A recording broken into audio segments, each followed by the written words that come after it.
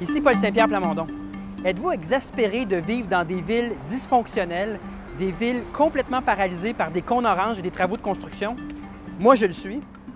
Je me trouve présentement au coin Sherbrooke et Robert Bourassa et derrière moi, un véritable chef-d'œuvre de planification urbaine. Montréal, comme plusieurs autres villes à travers le Québec, est en ce moment inondé de travaux de construction.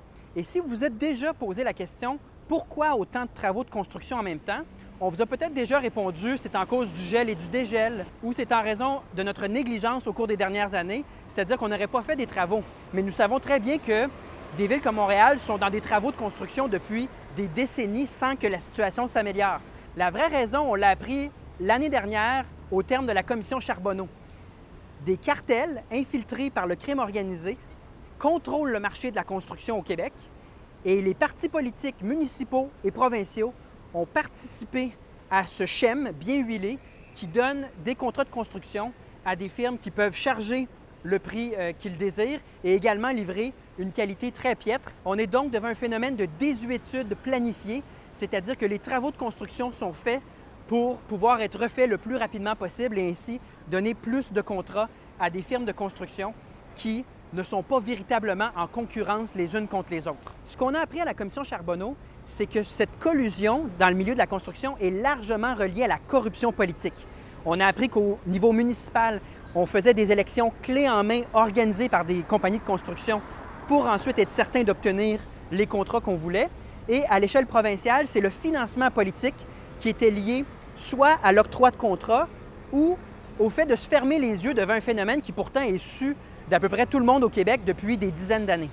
En plus de fermer les yeux sur cette collusion-là et de participer à cette corruption en obtenant des dons politiques, le gouvernement du Québec a aggravé la situation en enlevant les ressources du ministère des Transports, donc en coupant dans l'expertise, les vérificateurs, de sorte que le ministère, depuis une quinzaine d'années, a de moins en moins les moyens d'évaluer si un contrat est bien fait ou non et si le prix pour ce contrat-là est juste ou déraisonnable. Quelle est la réaction du gouvernement libéral vis-à-vis de cette situation?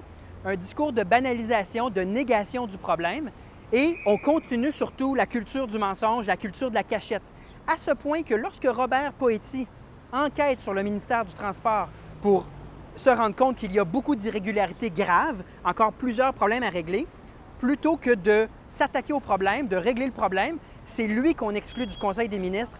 Donc, c'est la même culture du mensonge, la même mentalité que ce qui a donné lieu à ce fiasco-là et à ces problèmes de finances publiques. Or, que dit le rapport de la commission Charbonneau sur les solutions par rapport à ce problème-là? Le message de France Charbonneau est très clair.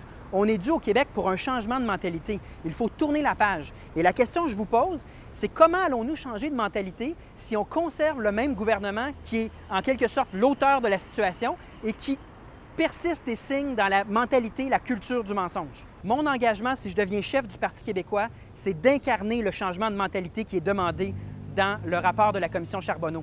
Notamment, je m'engage à respecter, à mettre en place toutes les recommandations issues du rapport de la commission Charbonneau.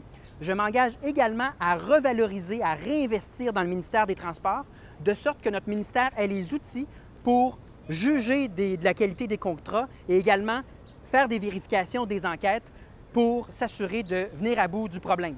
À ce titre, une des recommandations qui me tient vraiment à cœur dans le rapport Charbonneau et que je vais mettre en place tout de suite une fois arrivé au pouvoir, c'est la protection des sonneurs d'alarme, c'est-à-dire s'assurer que les gens qui constatent de la corruption puissent le faire savoir aux autorités et que donc le problème ne perdure pas pendant des années. Et à la lumière de ce qui s'est passé avec M. Poetti, convenons que ce n'est pas un gouvernement libéral qui va permettre un changement comme celui-là. Donc, si comme moi, vous voulez tourner la page et mettre fin à la corruption dans le domaine de la construction comme dans plein d'autres domaines au Québec, faites comme moi et faites partie de la solution. C'est tout simple. Prenez une carte de membre du Parti québécois et préparons une alternative honnête et compétente pour tous les Québécois dès 2018. Votre carte de membre vous permettra de voter pour moi à titre de chef du Parti québécois. Ma campagne a le vent dans les voiles. Je prends également les dons pour m'aider à faire d'autres vidéos comme celle-là et continuer à amener du sang neuf en politique au Québec.